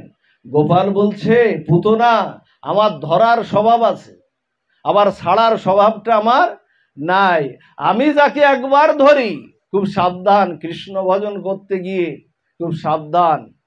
আমার ধরার স্বভাবটা আছে, আমার ছাড়ার স্বভাবটা নাই। আমি যাকে একবার ধরি পুতনা, তোমার এ জন্মের বিষ না, তোমার জন্ম জন্মান্তরের যত বিষ আছে, যত পাপ আছে, যত কর্মফল আছে, আমি শোষণ করে নিয়ে আমার মা যশোদা যেখানে থাকে, আমার সতী মাতা যেখানে থাকে, আমার কপিল দেবের মাতা, আমি ভগবান এসেছিলাম, আমার দেবহূতি মাতা যেখানে থাকে, আমি সেখানে তোমাকে বৈকুণ্ঠ গতি করে দেব। এই হলো পুতনা। হঠাৎ করে যখন টান দিলেন না, পুতনা চেষ্টা করছেন ওই স্বরূপটা নিয়ে থাকতে, কিন্তু মৃত্যুর সময় না কোনো চালাকি খাটবে না মা। যতই এখন আমরা উপরের ভাব টাপ দিয়ে যা কিছু করে বেড়াই না, মৃত্যুর সময় দেখবেন কোন রকম আপনার আসল স্বরূপটা বেরিয়ে আপনার পড়বেই। তাই গোবিন্দ বলছেন তসমাদ সর্বেষু কালেষু মামুনস্য যুদ্ধ যা। গীতায় ভগবান বলছেন মৃত্যুর সময় কোনো চালাকি খাটে না, মৃত্যুর সময় তোমার আসল স্বরূপটা তোমার বেরিয়ে পড়বেই পড়বে। মৃত্যুর সময় যখন আসলো, পুতনার সেই বিশাল আকৃতির সেই রাক্ষসী দেহটা, যা শত হাত ধরে বিস্তৃত, সেই রাক্ষসী দেহটা বেরিয়ে পড়ল। গোপাল চিন্তা করলেন কি জানেন? গোপাল চিন্তা এত বড় একটা বিরাট প্রকাণ্ড দেহ যদি বৃন্দাবনের মাটিতে পড়ে, তাহলে বৃক্ষলতাদির তো ক্ষতি হতে পারে, বৃন্দাবনের বৃক্ষও তো ওরাও একটা মুনি ঋষি একজন, ক্ষতি হতে পারে। গোপাল কি করলেন? পুতনার দেহটাকে উড়িয়ে নিয়ে বৃন্দাবন 84 ব্রজমণ্ডলের বাইরে নিয়ে গিয়ে বিশাল এক প্রকাণ্ড দেহটা উড়িয়ে নিয়ে গিয়ে বৃন্দাবনের বাইরে নিয়ে গিয়ে ফেলছে। আর গোপীরা, মা যশোদা, রোহিণী মাতা সবাই দেখছে কি আমার গোপালকে উড়িয়ে নিয়ে গেল, অথচ গোপাল কিন্তু উড়িয়ে নিয়ে যাচ্ছে। আর ওরা দেখছে কি জানেন? যে আমার গোপালকে রাক্ষসী পুতনা নিয়ে গেল, এবার নিয়ে গেল। এইভাবে সবাই কিন্তু ঊর্ধ্বশ্বাসে দৌড়াচ্ছে। সবাই ঊর্ধ্বশ্বাসে কার দিকে তাকিয়ে দৌড়াচ্ছে? গোপালের দিকে তাকিয়ে। ওরা কিন্তু কেউ পড়ে যাচ্ছে না। আপনি যদি পথে আপনি দৌড়ান, পথে দৌড়ালে যদি নিচের দিকে আপনি না তাকান, তাহলে আপনি পড়ে যাবেন না? কিন্তু ওরা ব্রজবাসীরা গোপালের দিকে তাকিয়ে দৌড়াচ্ছে, ওরা কিন্তু পড়ছে না। এখানে দর্শন দিচ্ছে সংসারে যারা ভগবানকে আশ্রয় করে যারা চলে না, ভগবানকে যারা শরণাগতি করে যারা চলে, তাদের আর পড়ে যাওয়ার সম্ভাবনাটা থাকে না। বিশাল পুতনার ওই দেহটাকে নিয়ে, পুতনার দেহটা 84 কোণের ব্রজমণ্ডলের বাইরে গিয়ে ফেললো। আর নন্দ বাবা সবাই, সমস্ত ব্রজবাসীরা গিয়ে গোপালকে সেই পুতনার দেহ থেকে, বুকের পর থেকে গোপালকে কোলে তুলে নিল। আমার গোপাল বেঁচে গেছে যাত্রায়, আমার গোপাল বেঁচে গেছে। মা যশোদা একেবারে জড়িয়ে ধরেছে গোপালকে, গোপালকে আনন্দে একেবারে কোলে নিয়ে একেবারে আনন্দে আত্মহারা হয়ে গেছে। নন্দ মহারাজ ব্রজবাসীদের নিয়ে বলছে এত বড় একটা প্রকাণ্ড দেহ, 100টা চিতা জানানো হলো, এত বড় একটা দেহ পুতনার 100টা চিতা জানানো হলো। 100টা যখন চিতা জ্বালালেন, তখন একটা রাক্ষসীর দেহ থেকে অগ্রু চন্দনের গন্ধ। আচ্ছা, চিতায় যদি এখানে আমরা যে শ্মশানে আমরা শবদাহ দাহন করি, যখন ওর পাশে ওই ধোঁয়ায় কি দাঁড়ানো যায়? গন্ধ বেরোয় না? একটা গন্ধ তো আসেই, গন্ধ আসে। কিন্তু আজকে পুতনার দেহ থেকে অগ্রু চন্দনের আজকে গন্ধ বেরোচ্ছে। পূর্ণমাসী বলছে, হ্যাঁ রে, এই অগ্রু চন্দনের গন্ধ কোথার থেকে আসছে? পূর্ণমাসীকে বলছেন, শোনো, ভগবান যাকে প্রসাদী করেন, ভগবান যার হাতে হস্ত দেন, যাকে স্পর্শ করেন, সে দেহ আর সাধারণ দেহ থাকে না, সেই দেহ প্রসাদী দেহ হয়ে যায়। এই জন্য অগ্রু চন্দনের গন্ধ সেখান থেকে বেরোচ্ছে। এই হলো মা পুতনা লীলা, যা ব্রজে ভগবান গোপাল প্রথম কৃপা করেছিলেন পুতনাকে প্রথম কৃপা করেছিলেন। আজকে দুই ইচ্ছায় ভগবান আজকে পূর্ণ করছেন ভক্তের।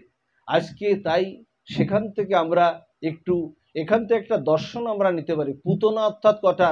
পুত অর্থাৎ পবিত্র, না অর্থাৎ না, যিনি পবিত্র না। পুতনা যে ওই কালে ছিল, এই জগতে নাই, এই কলিযুগে নাই, তা কিন্তু না। যার মধ্যে পবিত্রতা নাই, যার মধ্যে ভগবানের শরণাগতিটা নাই, যার মধ্যে সাধুসঙ্গ নাই, হরিনাম সংকীর্তন নাই, যিনি একাদশী করেন না, যিনি হরিনাম যজ্ঞ করেন না, যিনি জপ যজ্ঞ করেন না, এরকম সাধুসঙ্গ করেন না, তিনিই পুতনা। পুতনা যে একটা দেহধারী শুধু মানুষ, একটা রাক্ষসী, তা না। জগতে এইগুলোর সঙ্গে যাদের সম্পৃক্ততা নাই, তারাই একটা আমু হতে পারি পুতনা, আমু নিজেও হতে পারি পুতনা। আর এইগুলো যাদের সংযোগ নাই, তারাও একজন পুতনা। এই জন্য পবিত্র হতে হবে। সেই পবিত্র যে কথা বলেছিলেন মহাজনরা, যে অনাস্থা এনো না, নিজের প্রতি অনাস্থা এনো না। সংসার বৃত্ত বৈভব ঐশ্বর্যে গেছে, তাদের দুঃখ নাই। এক ক্ষণকাল যদি তোমার সাধুসঙ্গ হয়, ওই এক ক্ষণকাল সাধুসঙ্গে তোমার কৃষ্ণ ভক্তি আনয়ন করে দিতে পারে। যা পরীক্ষিত মহারাজ 7 দিনে গোবিন্দ প্রাপ্তি হয়েছিলেন পরীক্ষিত মহারাজ। তো রাত অধিক হয়ে যাচ্ছে, 10টা অলরেডি বেজে গেছে। আমরা হরিনাম সংকীর্তনে একটু লীলা আমরা আস্বাদন করি। আপনারা জানেন, বা সংসারে আমরা যাকে আপন করেছি, মহাপ্রভুর একটা লীলায় আপনারা জানেন, চৈতন্য মহাপ্রভু প্রতিদিন রাত জেগে জেগে হরিনাম করতেন। শ্রীবাসাঙ্গিনায় আমার চৈতন্য মহাপ্রভু প্রতিদিন রাত জেগে জেগে হরিনাম করতেন। 14 বছরের বিষ্ণুপ্রিয়াকে বিবাহ করে একটা রাতও বিষ্ণুপ্রিয়ার সঙ্গে তিনি কাটাননি। আমাদেরকে কৃষ্ণ প্রেম, চৈতন্য প্রেম দেওয়ার জন্য, আমার চৈতন্য মহাপ্রভুকে, জীবকে কৃষ্ণ নাম প্রেম দেওয়ার জন্য আমার মহাপ্রভু শ্রীবাসাঙ্গিনায় কীর্তন করতেন আর প্রভাতে ফিরতেন। জানেন কত বড় যন্ত্রণা, আমাদের বেদনা। চৈতন্য মহাপ্রভু ভগবান হয়ে তিনি বাংলায় কথা বলেছেন, নবদ্বীপ নদিয়ায় তিনি লীলা করেছেন। আজকে আমাদের ঘরে সূর্য উঠল, আজকে আমাদের ঘরে সূর্য উঠল, কিন্তু সেই সূর্য আজকে আমরা আলোকিত হতে পারলাম না। আমাদের ঘরে গৌর এলো, আমাদের ঘরে তিনি বাংলায় কথা বললেন, হরিনাম সংকীর্তন মিলালেন, কিন্তু সেই হরিনাম সংকীর্তন আজকে বিদেশিরা করে। আমেরিকা, ইংল্যান্ড, কানাডা, ওরা হরিনাম নিল, কিন্তু আমাদের হলো না। যে প্রেম দিতে তিনি অবতীর্ণ হয়েছিলেন, রাধার ভাব, রাধার কান্তি নিয়ে তিনি অবতীর্ণ হয়েছিলেন, আমার গৌর হরি অবতীর্ণ হয়েছিলেন। প্রতিদিন রাত জেগে জেগে শ্রীবাসাঙ্গিনা থেকে প্রভাতে ফিরতেন, আর সচিমাতা এরকম একটা পোঠের পরে বসে থাকতেন। নিমাই এলি, নিমাই, নিমাই এলি, নিমাই, মা বসে থাকতেন। মায়ের কোলে না, প্রভাতে কাক ডাকা ভোরে যখন নিমাই যখন ফিরতেন, কাক ডাকা ভোরে মায়ের কোলে মাথাটা রেখে বলতেন, মা তুমি আমার জন্য রাত জেগে কেন বসে থাকো? জগতের কৃষ্ণ প্রেম দেওয়ার জন্য, জগৎকে চৈতন্য প্রেম দেওয়ার জন্য আমাকে শ্রীকৃষ্ণ চৈতন্য হতে হয়েছে। মা কেন তুমি আমার জন্য বসে থাকো? যে কথাটি সচিমাতা বলেছিল, যে শোন, সন্তান যদি কারো বাইরে থাকে মায়ের আর ঘুম আসে না। দেখবেন আমরা যদি বাইরে যাই না, বাইরে গেলে দেখবেন সবাই ঘুমিয়ে পড়ে, কিন্তু মা কিন্তু যত রাত হোক জেগে থাকে। আর এক ডাক দেওয়ার সাথে সাথেই মা কিন্তু উঠে পড়ে। এই মাতৃ চরিত্রটা, পিতার চরিত্রটা, বাৎসল্য এমন চরিত্র জগতে বিরল, এমন চরিত্র জগতে আর পাওয়া যাবে না। যে কথাটা চৈতন্য মহাপ্রভু যখন সন্ন্যাস নেওয়ার পর একবার অদ্বৈত গৃহে যখন চৈতন্য মহাপ্রভু এসেছিলেন, মাকে 7 বার প্রদক্ষিণ করে চৈতন্য মহাপ্রভু বলেছিলেন, মা, জগতের কাছে আমি শ্রীকৃষ্ণ চৈতন্য হয়েছি, আমি তোমার কাছে মা ছোট্ট নিমাই, আমি তোমার সেবা করতে পারলাম না, তুমি আমাকে কৃপা করো, করুণা করো। আমার যদি আবার কখনো পৃথিবীতে অবতীর্ণ হতে হয়, আমি যেন তোমার মতো মাতৃগর্ভে যেন আবার আমার জন্য জন্ম হয়। কেমন করে রাখলেন মাকে, কেমন করে বাবাকে রাখলেন। পিতামাতার চরিত্রের উপরে পৃথিবীতে কোনো চরিত্র নাই। পিতামাতাকে যারা অবহেলা করবেন তারা ভগবানের আশীর্বাদ থেকে আপনারা বঞ্চিত হবেন। ভগবানের আশীর্বাদ আপনাদের কোনো কালেই বর্ষণ হবে না। যারা জীবিত থাকতে পিতামাতাকে যারা শ্রদ্ধা, পিতা এমন একটা চরিত্র, মাতা এমন একটা চরিত্র, যাদের উদ্দেশ্যে আমরা আজকে এখানে বসেছি। বাবা দেখবেন সন্তানদের জন্য সারাদিন দুঃখ কষ্ট, সারাদিন যন্ত্রণা, হাড় ভাঙা পরিশ্রম করে যখন বাড়িতে ফেরে, সন্তানদের সামনে তার মুখটা কিন্তু হাসিতে ভরে যায়। সন্তানদের জন্য আকুল পরিশ্রম করে। আর মাতার তো তুলনায় স্নেহ নেই, মাতা তার তো তুলনা নাই। এই জন্য সেই পিতামাতাকে, ওমা, এই যে মহামায়ার পূজা আসছে, দুর্গা পূজা আসছে, অনেকে আমরা দুর্গা পূজায় আরতি করি, মাকে আমরা ভোগ দেই, মাকে আরতি করি, দর্শন করি। আমি জানি না ওই মা তো বললেন, যা দেবী সর্বে ভূতেষু মাতৃরূপেণ সংস্থিতা, ওং নমস্তস্যৈ নমো নমঃ। বললেন না চণ্ডীতে, যে 700 শ্লোক চণ্ডীতে পাঠ হয়। বললেন, তুই যতই আমাকে ফুল দিস, ভোগদ্রব্য দিস, বস্ত্র দিস, আমাকে দর্শন করিস, তোর আগে তোর মাতাকে সেবা করে আয়, আগে তোর পিতাকে সেবা করে আয়। কারণ আমি জগৎ জননী মহামায়া, তোর ঘরে আমি মাতৃরূপে আমি তোর ঘরে অবস্থান করছি। তোর মাকে সেবা না করে যদি তুই আমাকে পূজা দিতে আসিস, আমাকে আরতি দর্শন করতে আসিস, আমাকে ভোগ দিতে আসিস, তোর ওই পূজা আমি গ্রহণ করি না। একথা বললেন। আজকে সেই উপাসনাটা আমাদের কই? যে উপাসনাটা ভগবান কৃষ্ণচন্দ্র করে গেছেন, যে উপাসনাটা রামচন্দ্র ভগবান করে গেছেন, কই সে উপাসনাটা আমাদের? আজকে উপাসনায় দুর্গা পুজোর সেই পূজা তো আমাদের আর আজকাল নাই। আজকাল দেখবেন দুর্গা উৎসব লেখা হয়, প্রচারপত্রে কি লেখা হয়? দুর্গা উৎসব। রামচন্দ্র ভগবান যে পূজা করেছিলেন সেই পূজা কিন্তু এখন আর আমাদের নাই।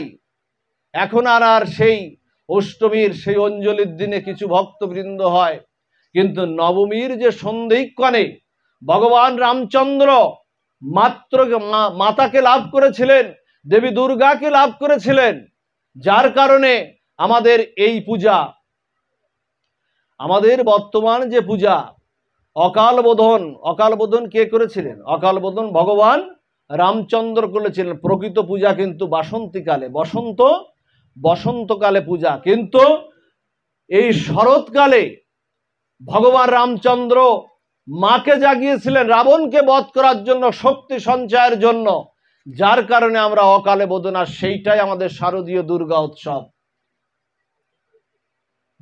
অষ্টমী আর নবমীর সন্ধিক্ষণে একটা পূজা হয়, তার নাম হলো সন্ধি পূজা।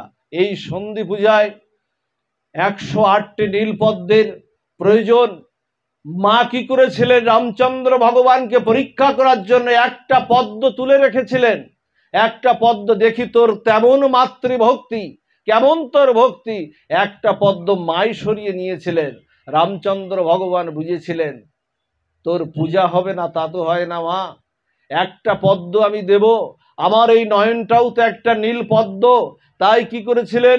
তীর ধনুকটা যখন রামচন্দ্র যখন নিজের নয়নের কাছে নিয়ে ছুটতে যাবেন, দশভুজা রণপ্রহর ধরেনি মা, দশহস্তে রামচন্দ্রের হস্তটা ধরেছিলেন যে তোরই মাতৃপূজা সার্থক, তোরই মাতৃপূজা সার্থক, তোরই পূজা সার্থক, তুই, হ্যাঁ, আমি তোকে তোর সন্তুষ্ট হয়েছি, পূজায় শক্তি সঞ্চয় করে দিলেন।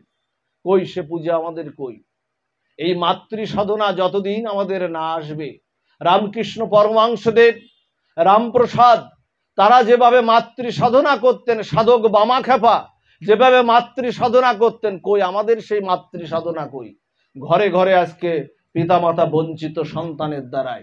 সবাই করেন তা আমি বলছি না, কিন্তু বেশিরভাগ ক্ষেত্রে যাদের জন্য জীবন যৌবন উৎসর্গ করেছেন, যাদের জন্য নিজের সুখবাঞ্ছা ত্যাগ করে সন্তানদের জন্য উৎসর্গ করেছেন, সেই পিতামাতাকে আজকে কষ্ট দিচ্ছেন।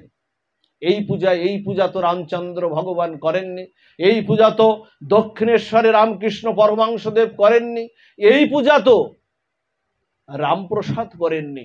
এরা মাতৃভাবের সঙ্গে মিলিত হয়ে গিয়েছিল, মাতৃভাবের সঙ্গে এরা মিলিত হয়ে গিয়েছিল এবং তাদের গতু সেখানে হয়েছিল। রামপ্রসাদ যখন সাধক রামপ্রসাদ, যাকে মা দেখেছেন না ছবিতে, মা বেড়া বাঁধছেন আর মা নিজেই সুতাটা এগিয়ে দিচ্ছেন, যখন নিয়ে যাচ্ছেন, তিনি গান লিখেছেন একটা, এই জগতে কেউ ভালো তো বাসে না, এই জগতে কেউ ভালোবাসিতেও জানে না, যেথায় আছে ভালোবাসাবাসী সেথা দিয়ে চলো মা।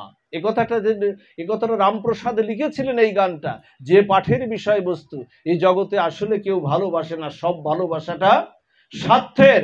এটা রামপ্রসাদ লিখে গেছেন। যেথায় আছে ভালোবাসাবাসী, কোথায় আছে ভালোবাসাবাসী?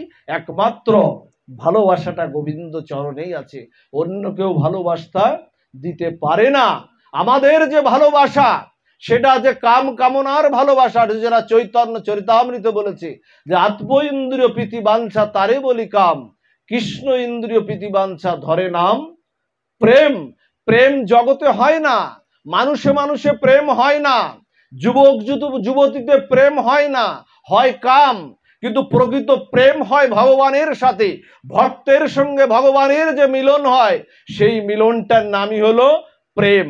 আর যুবক আর যুবতীর সঙ্গে, স্বামী বা স্ত্রীর সঙ্গে যে মিলন হয়, সেটা হলো প্রেম না, সেটা হলো কাম। জগতের যা কিছু সবই কাম, আর ভগবানের সঙ্গে যা কিছু সেটাই হলো প্রেম। সচিমাতার কাছে যখন আসলেন, সচিমাতার কোলে মাথাটা রেখে সচিমাতা কি করছে জানেন? সচিমাতা চৈতন্য মহাপ্রভুর অঙ্গের ধুলিটা মুছিয়ে দিচ্ছেন। আর সমস্ত অঙ্গের ধুলিটা যখন মুছিয়ে দিচ্ছেন, ওদিকে বিষ্ণুপ্রিয়া জানালার পাশে দাঁড়িয়ে বলছেন, মা, তুমি মহাপ্রভুর সঙ্গের সকল ধুলি মুছিয়ে দাও, কিন্তু মহাপ্রভুর চরণের ধুলিটা তুমি আমার জন্য অবশিষ্ট রেখো, কারণ ওই চরণের ধুলিটাই তো আমার সম্বল, বাঁচার একমাত্র সম্বল। জানেন, মহাপ্রভু ঘরে গেলেন, ঘরে গিয়ে বললেন, আজ আর শ্রীবাসাঙ্গিনায় যাবেন না। শ্রীবাসাঙ্গিনায় যাবেন না। বিষ্ণুপ্রিয়া বড় সন্তুষ্ট হলেন। কি করেছেন জানেন? ফুলশয্যায় শায়িত করেছেন, ফুলের বিছানা, ফুলের বালিশ আর ফুল দিয়ে বিছানা সাজিয়েছেন। আজকে মহাপ্রভুর আজকে সেবা সম্ভাষণ করবেন, আজকে বড় আনন্দিত বিষ্ণুপ্রিয়া। হঠাৎ করে না, চৈতন্য মহাপ্রভুর চরণের কাছে গিয়ে বলছেন, জগতে সবাই বলা বলি করছে, নবদ্বীপের সবাই বলা বলি করছে, শিবী মাতৃভক্ত নিমায় তুমি নাকি সন্ন্যাস নিয়ে তুমি নীলাচলের আকাশে, নীলাচলের গগনে চলে যাবে, কিন্তু আমার মতো অভাগার কথা নাই, বাদই দাও, কিন্তু তুমি মাকে কোথায় রেখে যাবে? মাকে কোথায় রেখে যাবে? নবদ্বীপের সবাই বলে মাতৃভক্ত নিমায়, মাকে তুমি কোথায় রেখে যাবে? জানেন, মহাপ্রভু যে সময় বিবাহ হয়েছিল না, যেদিন মহাপ্রভু যেদিন বাসর ঘরটা হয়েছিল, বাসর ঘরে না যে কথাটা বলেছিলাম চৈতন্য মহাপ্রভু বিষ্ণুপ্রিয়ার হাতটা ধরে, আমরা কেউ কোনোদিন যা বলিনি, মহাপ্রভু সেটা বলেছিলেন। হাতটা ধরে বলেছিলেন, বিষ্ণুপ্রিয়া দেখো, আমার মায়ের 7টা কন্যা সন্তান মারা গেছে, হয়ে মারা গেছে, এরপরে আসলো বিশ্বরূপ, আর তারপরে আমি আসলাম নিমায়, হাতটা ধরে বলেছিলেন, আমার দিকে খেয়াল তুমি করো আর নাই করো, আমার মা বড় দুঃখিনী, আমার মা বড় দুঃখিনী। হাতটা ধরে বলেছিলেন, দেখো আমার মায়ের যদি কোনো যেন অযত্ন যেন না হয়। আমরা বলি কি কোনো বাসর ঘরে এই কথাটা বলি কি? বিবাহের দিনে বাসর ঘরে চৈতন্য মহাপ্রভু বলেছিলেন, মা পিতামাতাকে কত উচ্চ আসনে প্রতিষ্ঠিত করে গেছেন। আজকে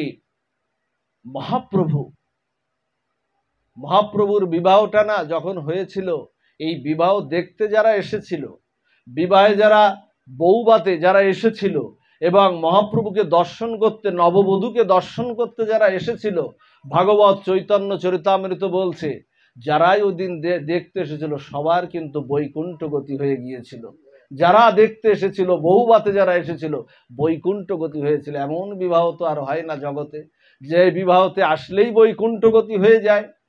এজন্য যখন ফুলশয্যায় শায়িত করেছে এমন কথা যখন বলছে, তখন বিষ্ণুপ্রিয়ার হাতটা করপল্লব ধরে চেপে রেখে যে কথাটি বলেছিলেন, আজকে পাঠের সার বস্তু এইটাই।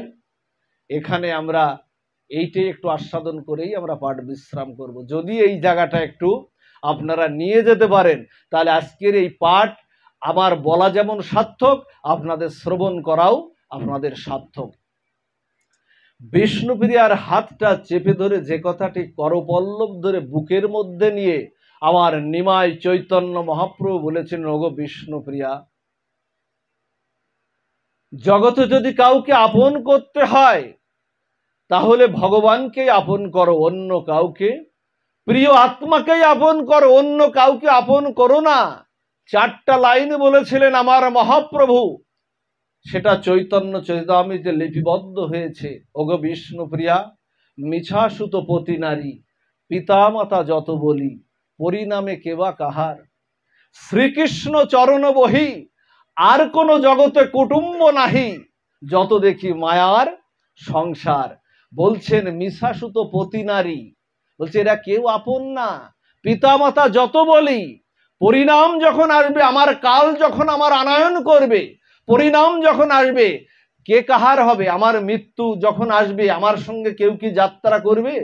কেউ আমার সঙ্গে যাত্রা করবে না। তাই বলছে পরিণামে কেবা কাহার, শ্রীকৃষ্ণ চরণ বহি, জগতে আর কোনো কুটুম্ব নাই। যত কুটুম্বই আমাদের আসে না কেন, বলছে তার মতো আর বড় কুটুম্ব আর কেউ নাই। শ্রীকৃষ্ণ চরণ বহি, আর কোনো কুটুম্ব নাই, যত দেখি মায়ার সংসার। এইটুক যদি আপনারা এখান থেকে নিতে পারেন, এই 4টা লাইন, তাহলে ভজন সাধনে অনেক দূর আপনারা এগিয়ে যেতে পারবেন।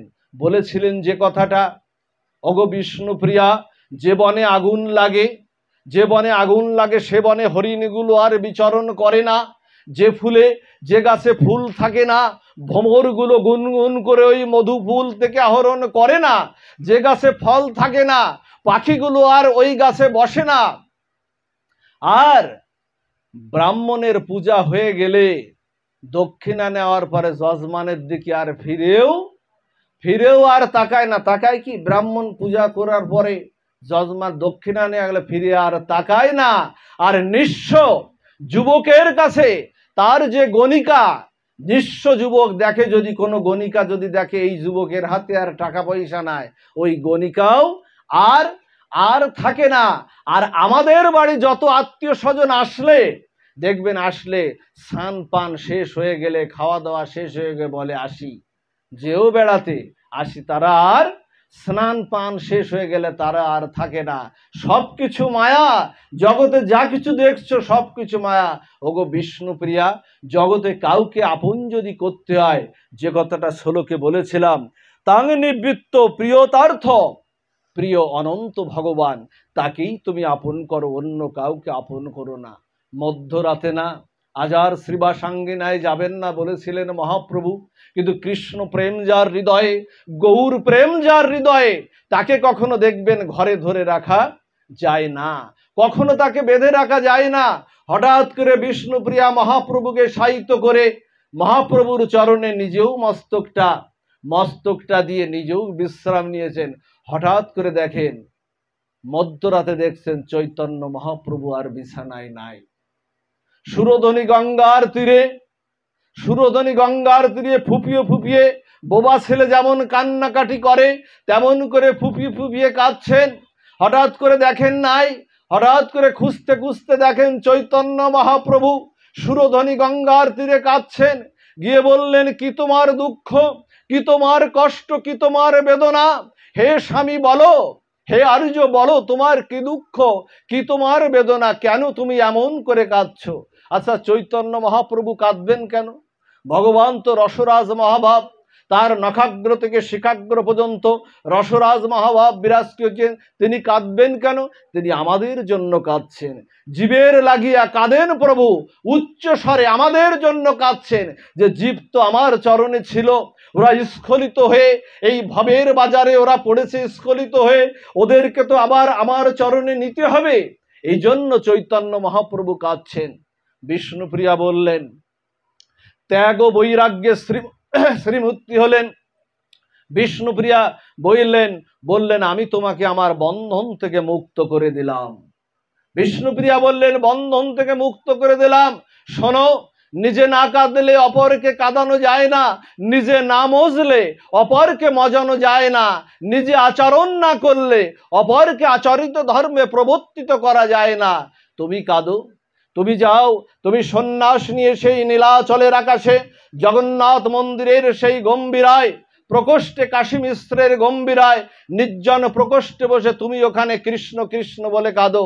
আমি কাঁদবো তোমার ওই খড়ম দুখানা সিংহাসনের পরে রেখে আমি কাঁদবো, আমি সিংহাসনে রেখে আমি কাঁদবো, ঘরের মধ্যে কাঁদবো। আর সচিমাতা কাঁদবে, সচিমাতা কাঁদবে, তার শ্রীঅঙ্গনে বারান্দায় বসে কাঁদবে।